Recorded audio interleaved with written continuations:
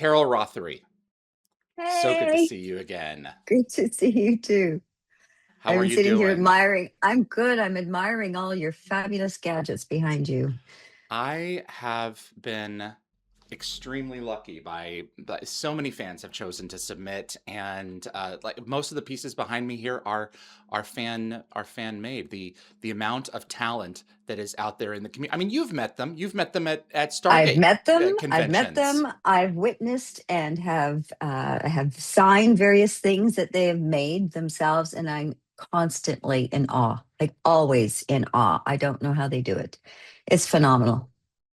What are some of the things that you have recalled sign? I mean, obviously, you've got the usual things. You've got the DVD box sets and The everything DVD else, box but sets, the photos.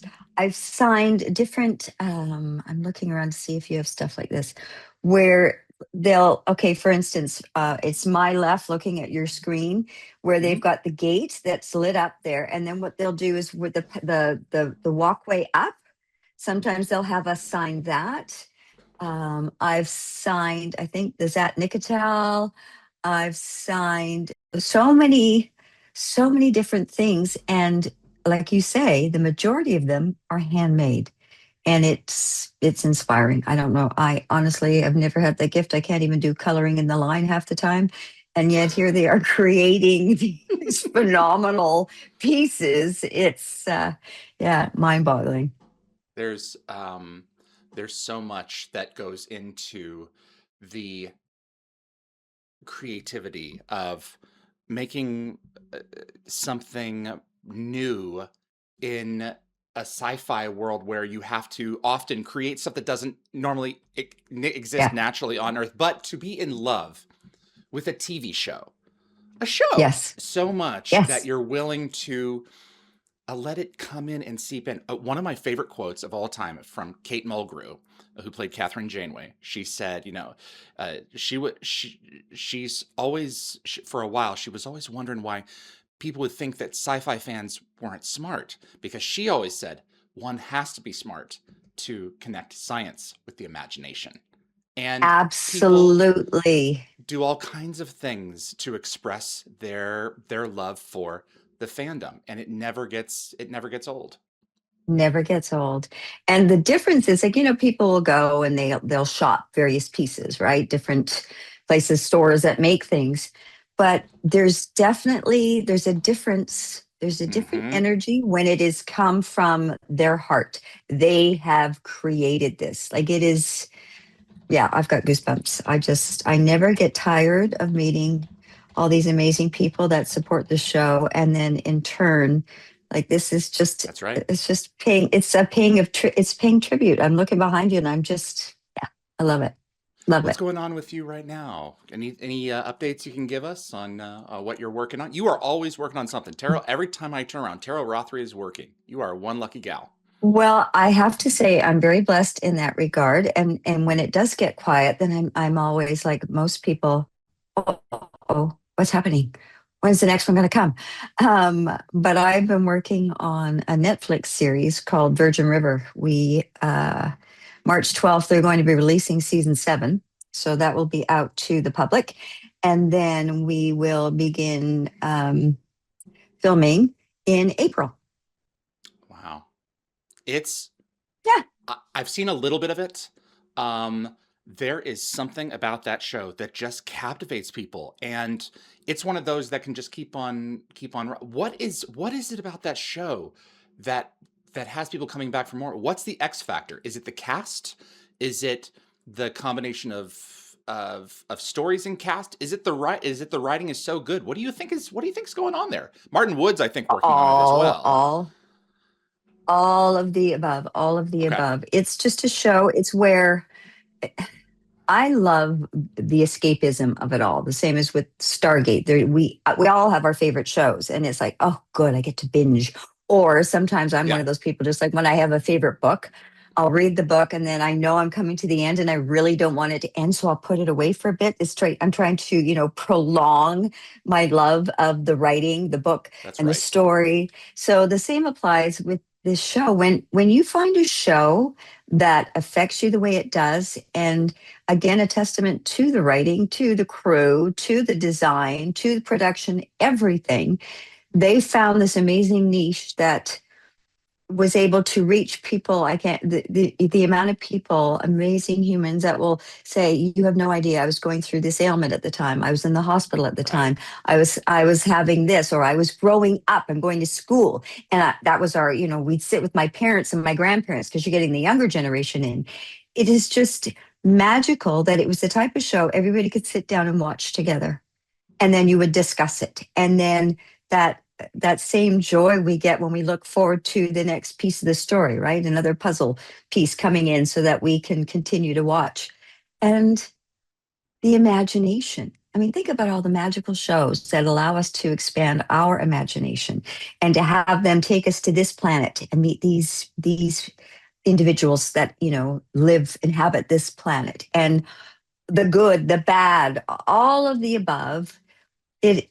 It had all of it. It had the heroes. It had the romance. It had the science. The people that would watch that show. So many, David. I bet, I know for a fact you've received the same information when people come up to you, where they've come up and said, "Oh, by the way, it was so inspiring. I got my doctorate, and I'm currently working at such and such a hospital, or I'm doing research in such and such an area." It just goosebumps again. It's just what a blessing for every one of us, all of us, to be a part of this show. You included. You've been with us right from the get-go, right? So I've been blessed too, Teryl. Right? Oh, look at us! How lucky we are. I want you to tell me about Dawn in the Tub. So Michael Shanks shared this story, and he says, no one tells this like Teryl tells it. You guys were in, I think, Europe or France. We were Australia, I believe it was. Oh, okay. I'm trying to remember, was it Australia? I just know that it was a different system than North America with regards to the size of tubs. Yes. In the sense that's why I'm getting, maybe it was, I just know that it was a long tub, that it was for a little person like me. I could be in it. I was like, oh my God, it's like I was swimming. I could just lie in it and I could do the backstroke if I really wanted to. But it was, seriously. But anyway, and the funny thing was, I was like, oh my gosh, I love this tub. This is the best. And all of a sudden, bring, bring, bring, bring, because so he called on the phone. There's phones in the bathroom, David. You know how you go to some hotels, there's a phone. Somehow he got this phone. Phone. And at the time I was with my ex, he's like, you got to come over because I'm stuck. I said, what do you mean you're stuck? He said, well, I'm stuck in this bloody tub. I can't get out. And so anyway, we had to go. I didn't go into the bathroom, of course, but I'm howling, freaking howling. We go over there, and there's my ex, Calvin, trying to literally when something's stuck and you have to edge it out little pieces at a time. That's how Doug had to, or that's how Calvin had to get Dawn out of there. I'm still out of control laughing. I mean, and then that look of indignation when I do get to see him is like, hell, hon, I've never in my life. Don't they realize I've got a 55-inch chest? I mean, I couldn't get out of this tub. And it was hysterical. All the Donnieisms were. And that's the thing, and no one made fun of himself better than he did. I mean, he was salt of the earth. We've had that conversation many a time, but I never heard that story until Michael mentioned it. It's like, oh, that's going on my Teryl list right there. You think that when you invite people to your hotel, you should size them up when you look at them, when you take them in to assign them a room, because, I mean, come on, guys, the size of your tubs, come on, don't just let him. Okay, I'm going to try. Let him literally stew in there. Okay, I have to tell you. So then this is an addendum to this. So there's all of this going on, and Dawn being Dawn, of course. did course. just that. He was going to send them up there and he was going to berate whoever came in. And he went on and on with this gentleman that had come in to sort of suss out the situation. And again, he's going on and on. And he's, his chest is puffed out and he's pissed and he's going on and on and on. And this fellow, and with his accent, I'm not going to even try to do the Sure. accent, but he quietly said, I completely understand, sir. I just also want you to know that I am such a huge fan of yours and the show. So you see, like the Tasmanian devil, okay? Imagine the Tasmanian devil in full form, right? There's this animated thing going, to, Yeah. totally deflates into, oh, well, that's very kind of you. That's very kind of you. I so appreciate that. Here, come on over. I've got a photo here for you because he felt so bad. Not only was your And tub we're small, like- but here is something from me. Wow. And we're going, Donnie, you just got your ass bit, didn't you? Because you just got caught being, angry. And then he felt so bad.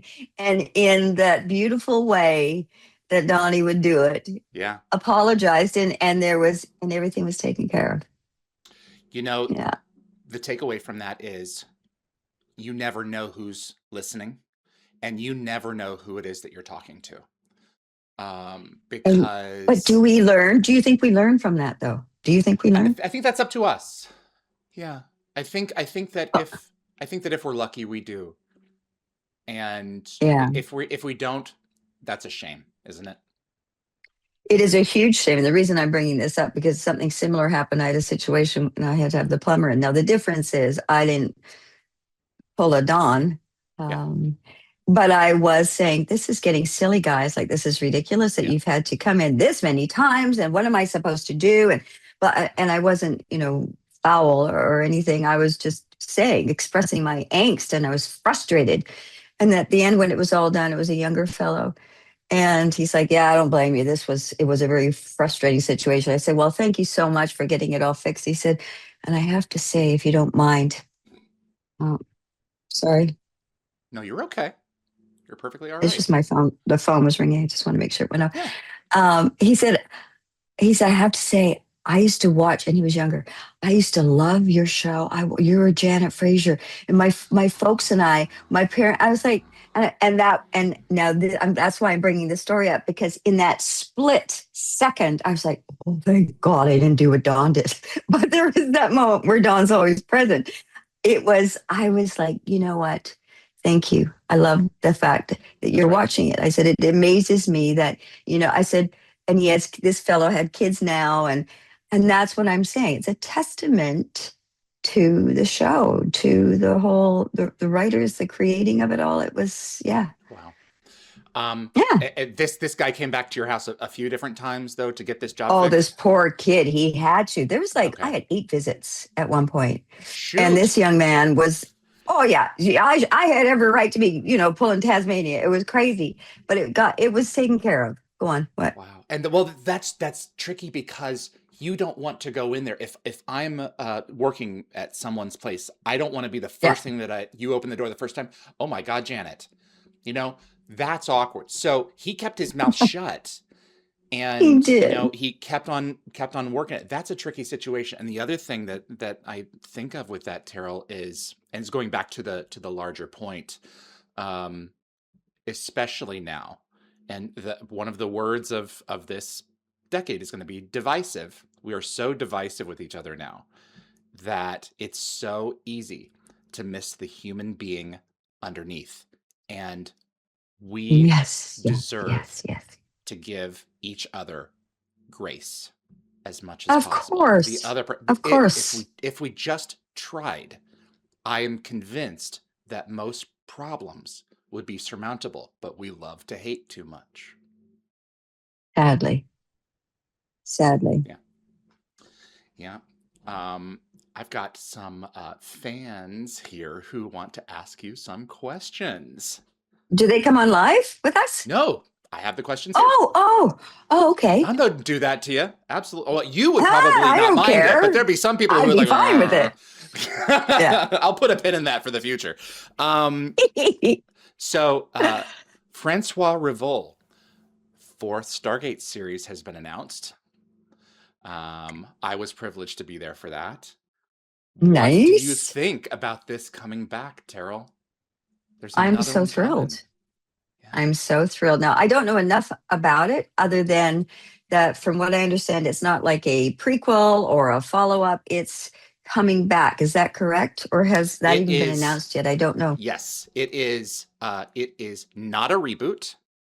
Yeah. It is in the established canon of the show.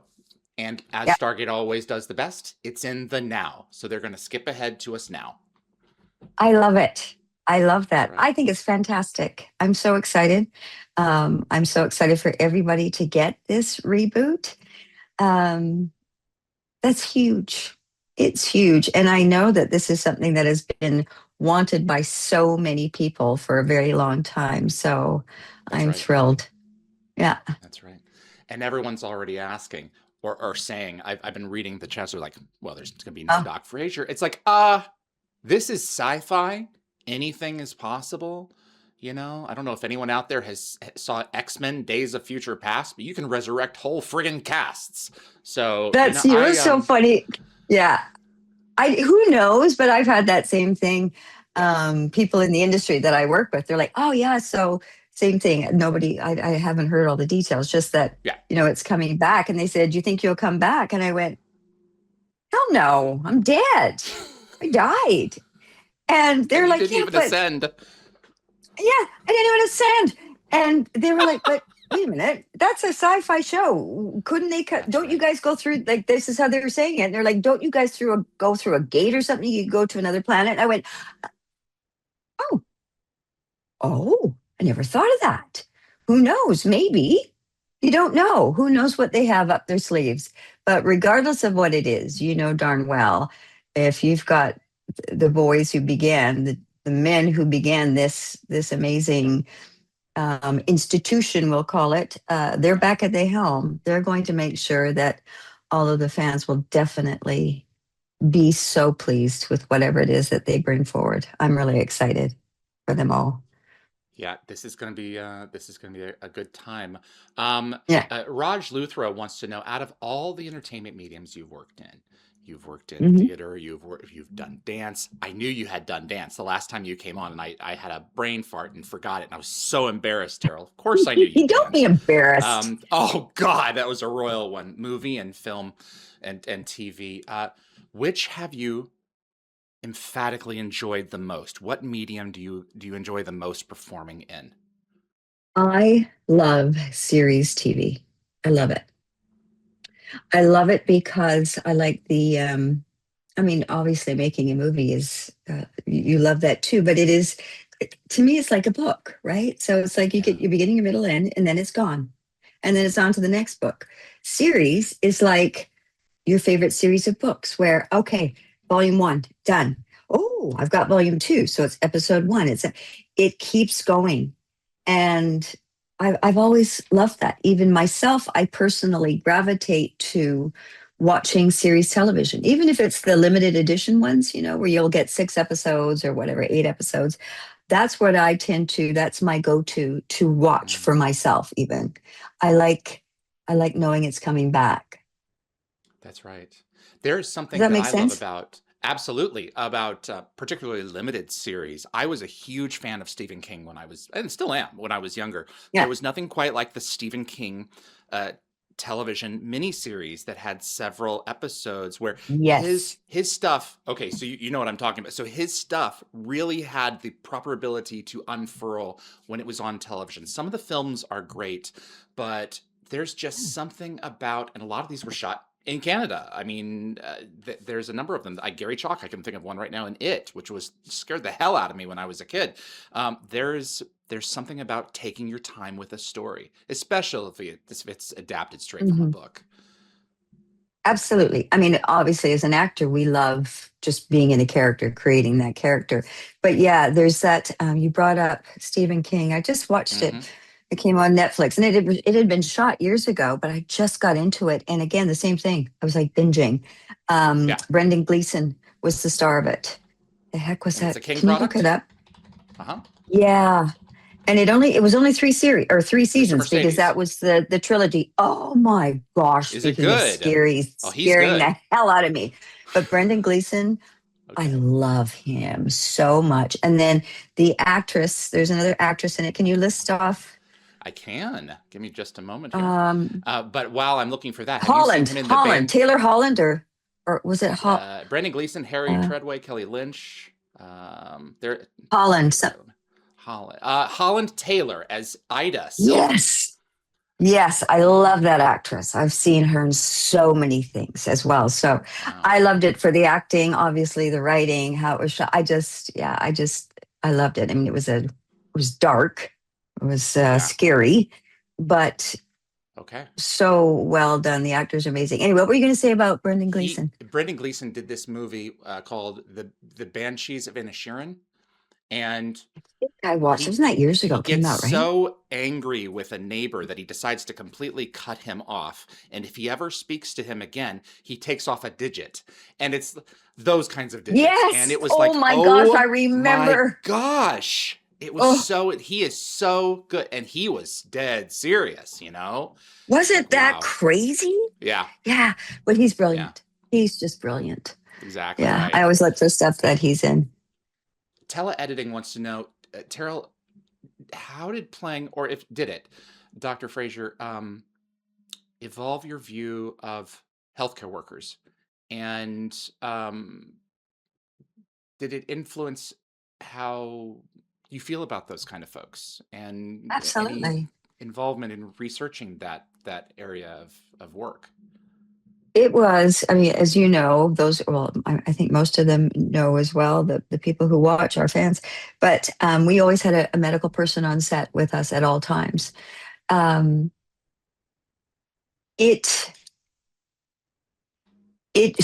started, and then, I mean, I've done so many other medical things series afterwards, but it's a whole, you totally see the different side. You see the other side.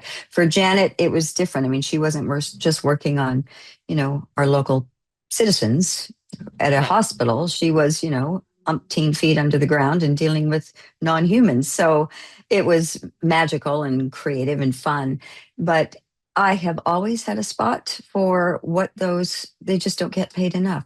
Nobody really understands. I have yet to see this show, but I hear it's brilliant. A show called The Pit. I don't know if you've seen that yet. Someone just asked Noah about that. Wiley. Noah Would Wiley you stars join in it it for an upcoming season if asked. Philip Canat asked. You know what?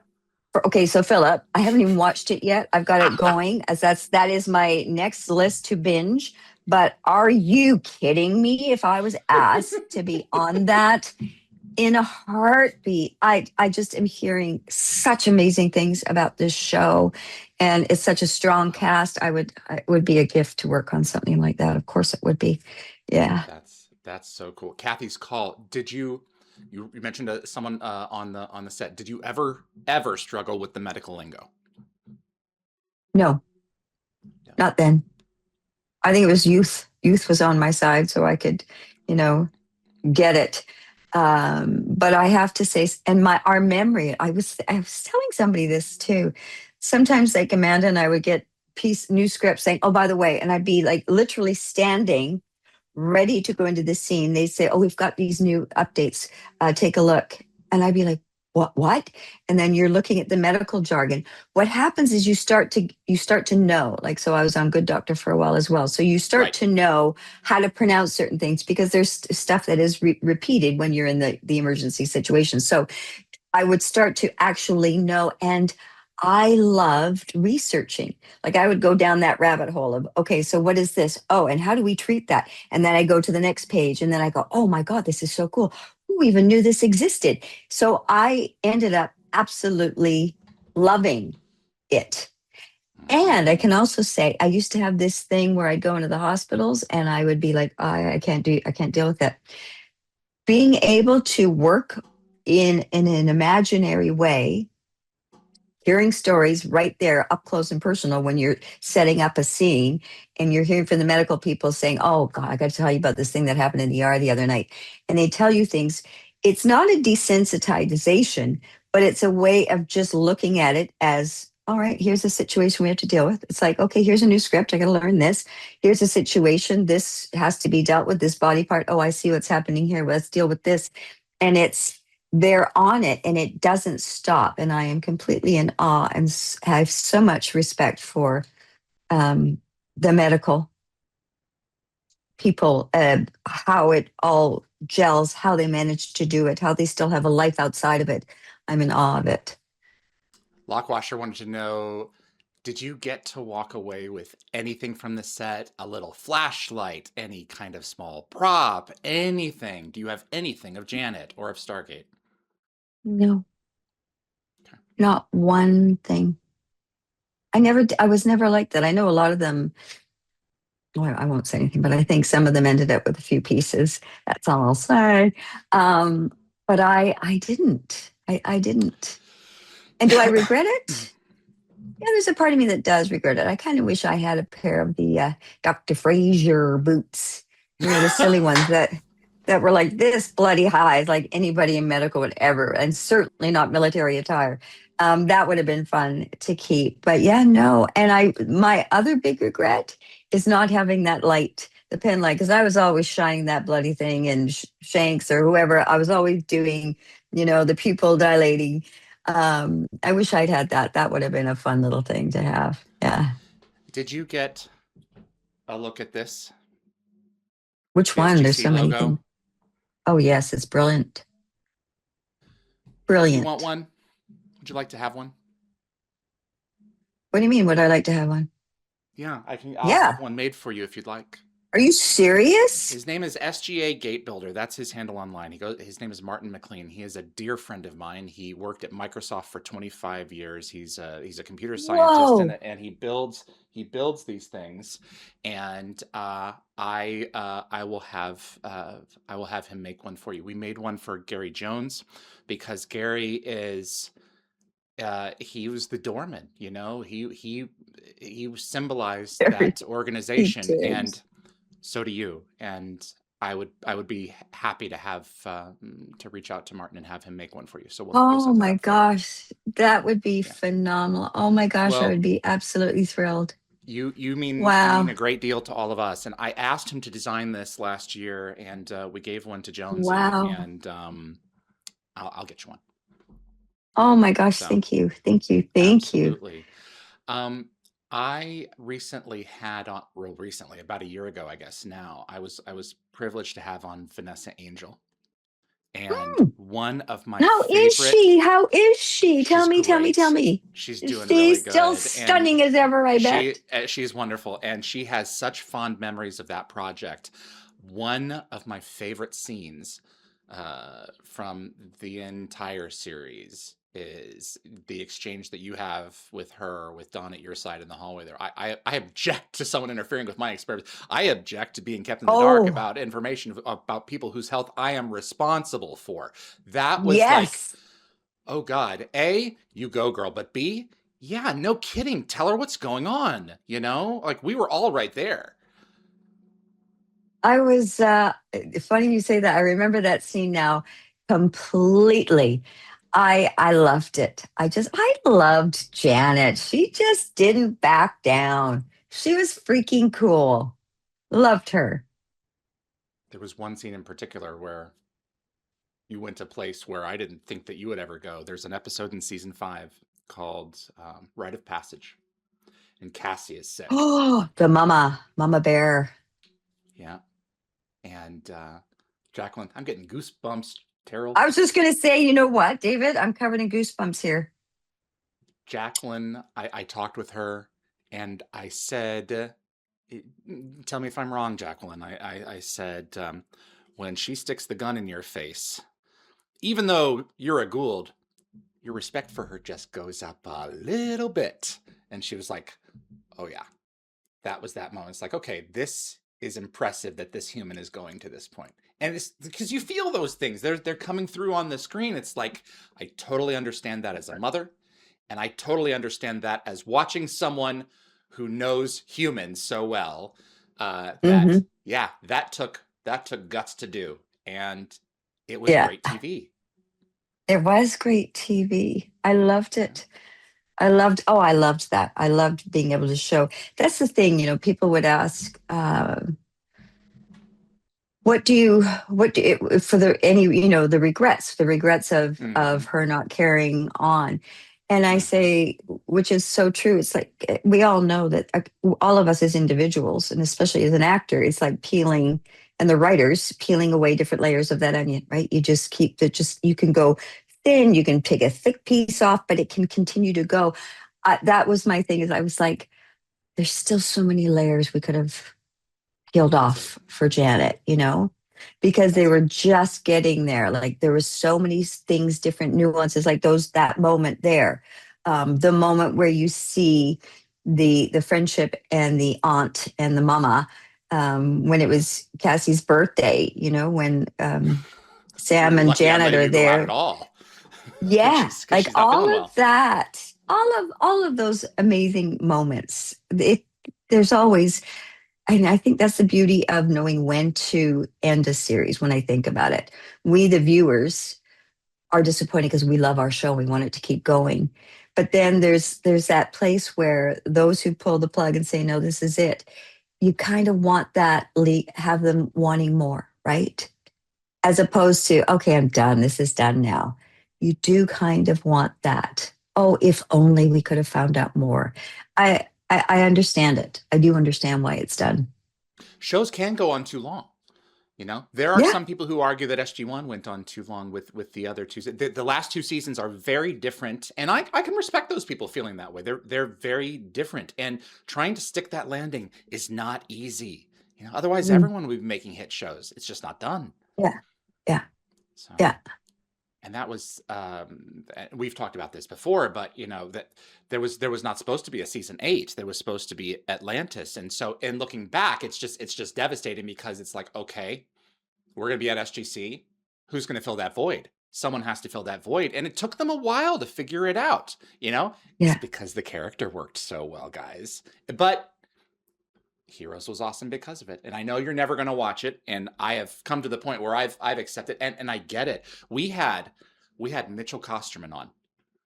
And if you've not, I should send you this link because Yeah. he's a wonderful guy. And he talked about the scene where he goes in and he's the one who actually reveals over dialogue the actual fate. And Teryl, the guy broke down on Mm. camera in front of me, recalling this scene. This guy loved you, but he was also as a friend, but also he's connecting to the character who loved the doctor, Oh, who took care of all of them. And I'm like, that's not fake. That's genuine. yeah. And that's why the show Ah, worked. yeah. Oh, that teared me up. Yeah. Just it's Yeah. so good. And Saul Rubinek was amazing. I think one of my favorite scenes in the entire show is the two of you, because he's been portrayed as kind of a Oh, jerk in this episode. And she's like, "What's with the ring?" Because now we're like, "Oh, great! Now he's married and he's asked her out on it." And then he says, "Yeah, it's sentimental. My wife died a few years ago." And you open up to him and he to you, and it's those little scenes that, in my opinion, make something like this work. Not the wormholes, not the explosions. We have to connect with the people or we don't connect to any of it. yeah. Yeah. You're bang on.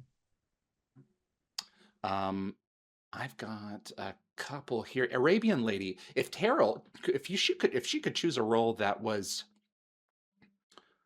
at this point in her life something that she would really want to do that she hasn't really done yet, is there anything, you have been so fortunate to do so much over the years. Is there anything that you still want to cut your teeth on? Because you got a lot, Oh my lot of years to gosh. go. Let's hope so. Yes, you do. Um, there's so that's such a great question, and I have been asked similar things at various conventions, and I never have a firm answer Mm, because there is so many things. I mean, what comes to mind is playing a role, for instance, and I don't ever. I mean, I aspire to be as great. But Jessica Tandy in Driving Miss Daisy, like a role oh, where there's this speaking of an onion with layers, Yeah. And where that character goes, and the acting and the subtleties, both her and Morgan Freeman was just Oh yeah. oh wow. So I just loved it. Something like that, like a role that you would sink into and just I call it chewing away at it and finding those moments and getting the opportunity to play and try different and having the time to take after take and try different things, that kind of thing. That would be phenomenal. I would love something like Can we that. But we just, yeah, go ahead. can we explore character a moment there? Yeah, When you look at Driving Miss Daisy, great film. yeah. Characters are not obnoxious for the sake of being obnoxious unless they're written by a very incompetent person, which I suppose is possible. But as an actor, you're probably always curious to know why. Why are they behaving this way? What's really driving at that? Yeah, and you want to And go how dig far deeper does as the to does the why. onion go down? Yeah. Yeah, you want to find out why. And then something I remember from years ago in an acting class is we'll sometimes play a character that we actually don't like. And so the role of the actor taking on that is you've got to find something in there that you do like. And so if there isn't the backstory presented to you, you create your own backstory and find out why is that person the way she is. I mean, and you also, when the writing is like that and you find out where all of this stuff comes from, then you get those moments of finding, okay, when is there, and that's again your director is like your guiding light that will say, okay, let's see a brief little bit of this. Let that come through a bit, then pull it back. And then you together, it's like a dance. You create this character. And Mm-hmm. that is a joy. And those are things those are gifts. Those are amazing gifts. So I guess when you say what would be the role, it was something like that, but just more of those gifts, those opportunities to play these characters. Just breathing life into another character. It just excites me. I love it. Can I ask you Yeah, something that you have a daughter? I do. What did Cassandra mean to Janet? So going back to when Janet had Cassandra, I didn't have children then. We all had our dogs. That's what we had. Those were our babies, right? All of us. Um, I do know, where did I draw that from? I drew that from my own growing up, being raised by my grandmother and her ferociousness to protect and a love that was so intense. And it was, and I would go, oh, well, I know what I'm like with my dogs. How would I? And then going back and going into my youth and, our ups and downs as teenagers and our angst and our owies and, the tear, all of those things and how I was taught and how I was raised. And that was all I needed to know that that is a bond that Hmm? goes beyond, even when we're no longer on the planet. That bond Hmm. never I goes. agree. I'm getting teary thinking about it. Well, you have that relationship too, right? Your parents, your Oh mom, yeah, did you have? yeah. I mean, I'm an only child, and my mother and I So are was very I. tight. Yeah, Hmm. yeah. I I always connect. I don't know what it is about Cassandra Fraiser that I always really connected with, and there's something about being left alone out in the cold and other people coming along and picking you up and saying, "You're with us." We've all been in those circumstances where we've been alone, Oh, um, absolutely. And this child and wasn't even finding our from our family. planet. Yeah, No, no, I'm from a place she called was just Toronto. left. And going from Katie Stewart to Colleen, because you had Katie for a couple of episodes. In fact, I Yeah. think her best one was her second one, where Which one was that one with Katie? that was um, in the Line of Duty, where Jolinar is introduced, and Cassandra is actually the one who detects when she hugs Sam. She's like, she's fooled Yes. now, and she brings Yeah. Sam out of her slump of depression as she's lost this thing, part of her, and she gets on Yeah. the gurney with her and says, you know, you're gonna be okay. Man, that girl could act. Holy crap. Yeah. Yeah. So Isn't that that was magical? Oh, on what her little face, I can still see her. She's a grown adult absolutely. now. She Heck. sure is. But And then we had Colleen, who had played a different role in season 2 of the show. She came back and played the part. I guess you're used to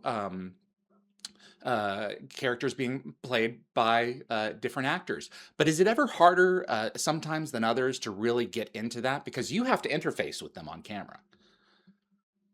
um, yeah, it can be, but at the same time, logistically, we're at a certain age. We just keep plugging Yep. along doing the show. Little ones grow up. So you're always going to have a different version, another actor Right. step in. So there is that. And for me, it's just turning it to this is who she is now at this age. And it doesn't change. It's this is what I'm being presented with. It's the angst of the teens. It is all of these new things to confront. So Mm. no, that didn't didn't jar me at all. I was fine. I'm just trying to think. Well, even when it's you can't fill another's shoes. It's like when I came back in 9, I guess it was, and I was with Bo. Bo Mm-hmm. was sitting in Dawn's chair. It's a completely different character, but Wow. there was still the familiarity of who should be in that chair. And for me, being on another planet, right before coming back in season Yeah. 9 in that episode, that was wow. It was like I had to fight my emotions too. For sure. No, Yeah. that would, especially with you knowing who that man and also the character was inside and out, arguably more than anyone. That would have been, I think that would have been helpful in your situation, because you are not at home in that one. You're from a In that planet where regard, I'll yes. betcha Hammond was still around. And so Hammond there would was have a certain still been amount of around on my detachment there. planet. Yeah. Yeah. Yeah. Spot on. Yeah. Yeah. Yeah. Miss him, man. Um, Before I let you go, I just want to acknowledge the character that set up your journey in SG-1. And it was another Janet that you played in an extraordinary hour of television written by Brad Wright, and I believe directed by Jonathan Glassner, called Field of Fire. And it was a Robert Foxworth episode. Yes, And it it was. may be my favorite Twilight Zone, ha! Outer Limits episode. It's right. It is really up there. And Brad did love blowing up the planet. You have the pivotal line at the end of this episode. And anyone out there, I am Ah, not going to blow it, but go and watch Trial by Fire, season 2, episode 9. Do you recall if that's the reason why Fraiser was also named Janet? I've never been able to confirm that. That's I gotta never be asked that Brad can't be a that. I never coincidence. asked those Yeah. guys that. I honestly don't know. Yeah. But wow, what Yeah. a yeah. Let's not give spoilers for those who haven't seen it, It's a but it good show, is man. frick me. It is a good show, and yeah, let's not give it away. That last line. Whew, Absolutely. uh, yeah, I am so thankful to have you back on. I'm me sorry it's too. taken this long, but I'm thrilled to have you for 400. This show that I've built for the last 5.5 years has meant so much to me, and you have been a key part of it, and it's just been a privilege. I don't think that this fandom is going anywhere. Not the least because there's a fourth one coming, but there is something about Stargate that continues to bring people back to the well, pardon the pun, uh, all the time. We're now on the third or fourth generation of Isn't it people, of families something? who are watching this thing. And like Brad said, it may not be a brightly burning candle, but that candle ain't burning out. It's not burning out. It is not. I'll just share this one little tidbit. I might have already told you this one. I can't remember. Bring it. But years and years ago, were we in Germany? I can't remember where we were. Gosh almighty. I had short hair. So whatever season that would have been when Janet had really short hair. We were somewhere, doing a convention. And this sweet, sweet, sweet, sweet little boy came in, and I got to hug him, and he was so sweet. He loved the show, and he was watching it with his mom. And anyway, not that long ago, I forget how many years ago it was again, I was in Germany. It had to be Germany then. I was in Germany, and I'm there, and we're signing, and these people come through, and I'm like, hey, how are you? And we're chatting, and one of them said, "You probably don't remember." I said, "Oh my gosh, I feel bad. There's so many different people." I said, "Tell me some stuff." And he's there with his lady, and there's another lady there, and he presented me with this present. Gosh, I wish I had it up here. I've got it down in my den. I still have it. It is a photo of me bending down with this little boy with my arms wrapped around him. The man presented me with this photo with his fiance and his mother. And I looked at the boy, and I'm looking up at this man. I went, what? I started bawling. Like, I'm going to start now. I started bawling. I came from behind the table, and I was like, oh my gosh, that is what Stargate SG-1 is all about. Like, there he was, and it was like, hey, here's my fiance, and sorry. It was just such a beautiful moment. And his mom was there, and I was like, oh my gosh, you must be so proud. Look at and he's getting married. And David, it was just so moving. And it was that this is why, like you say, that candle doesn't burn out. How beautiful is that? Right? Oh, I got you going now. Sorry. It's not, it's okay. It happens occasionally on this one. It's not that it happened the first time a fan had come up to you. It's that he's an adult now. He's getting ready to start his own family. And it still means that much to him that he came back. Yes. That is, that's magic. That's pure magic. Isn't that you it? can have an effect on someone that much. Yeah, it is magic. Still, my favorite moment is, and I'm gonna share this. I shared it once with you. It was a creation event years ago, and this French fan came on stage. His name was Louis, and he asked about if you knew what a French kiss was, and you asked him, Louis, quel âge? 20. Have you seen The Graduate? No. You must rent it, and then when you get to Mrs. Robinson, you must think of me, and then you will know the answer to your question. Oh my God. And then you turn here, and you do this, and he gives you a peck on the cheek, and the room lit up. It was... I remember. Teryl, I cannot tell you how many times people have come on, actors who were at their first convention. They're like, oh, I don't know if I can get into this. And you go out in front of them and you just eat the stage, and they're listening out there and they're like, I can never freaking do that. Like, your ability to light up a room, that talent cannot be diminished or under, like, it is an awesome talent. And I thank you for spending this hour with me and with us on the eve of a new show. And it is always a treat to see you. Thank you, David. Always. You. I wish I could give you a big hug. I'm giving you one now. There you go. Okay. You be well. I'll be in touch. And I want that photo. I would love to see that little photo. And Okay, let's do it. absolutely. And I will get you the clip of you and Louie because I've got it. Oh I my, just did you save saved. it? Well, I had them on tapes and I recently converted everything. And now all of a sudden I've Oh, got this that's stuff on my hard drive here. So I'll get it to you. so smart. You're so smart. Okay, It's yes, little things like please. that that make life awesome. So I love thank you for it. joining me today. Thanks, David. You be well, dear. Mwah. I'm going to go ahead and wrap You up the too. show on this side. Okay, bye. Teryl Rothery, everyone. Janet Fraiser in Stargate SG-1. There are some actors that are pure magic, and Teryl is one of those people.